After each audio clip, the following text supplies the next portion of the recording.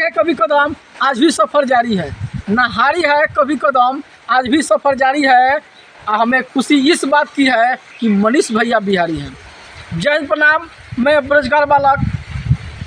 आज जो वो लोग देखते बानी कि हमारे गांव समाज या पूरा बिहार आज रोवा था। एक ऐसा आदमी रोवा था जरा हमने अपन बादशाह के रूप में जानते रही हसन, जरा नाम हम मनीष कश्यप सन ऑफ बिहार, जो कि मजदूर के हक दिलावे में उनका काफ़ी योगदान रहे। और सच चीज़ का बा वो काफ़ी हमन के मदद करते रहन, लेकिन आज पूरा बिहार उनका रोता और सभी लोग उदास बा, सब लोग उदास बा।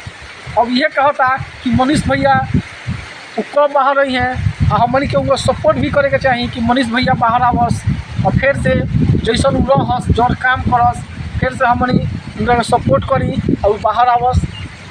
तही पर हम कुछ शब्द कहे के चाहतनी कि जे भी लोग कहेला तोके ओकरा के बता देल आ का कहीं मनीष भैया आज पूरा बिहार के रोवा दिल।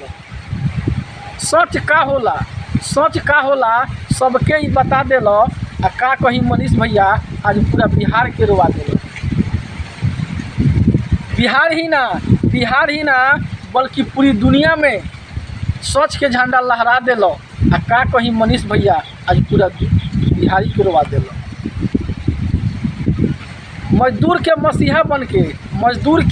मसीहा बन के उनकर हक दिला दिल आ जवन पावर बिहारी में होला सबके तू बता दिल आ का कहीं मनीष भैया आज सबके तू रोवा दिल। सोनू जैसन बच्चा के IAS बनेला भेजा दिल आ मजबूरी का होला सबके तू बता दिल आ का कहीं मनीष भैया आज सबके तू रोवा दिल। मजदूर के साथ खड़ा होके सबके रोजगार तू दिला दिल आ मजबूरी का होला गरीबी का होला सबके तू बता दिल। तो का कहीं मनीष भैया आज सबके तू रोवा दिल। तो ये सब आज हमन के बिहार में ये सब मातम छैले बा और मनीष भैया के बहुत कमी खलता। हम सब बिहारी के उनका के पूरा सपोर्ट करे के चाहिए और सपोर्ट ना करें तो निश्चित बा जो सच्चाई बा सच बा वो पराजित हो जाई। तो लोग सब यह आग्रह करें कि मनीष भैया के सपोर्ट कल जाओ और सपोर्ट करके फिर उनका के बाहर लियावल जाओ। तो बस हमारी यह रिक्वेस्ट बा कि मनीष भैया के हमारी सपोर्ट करी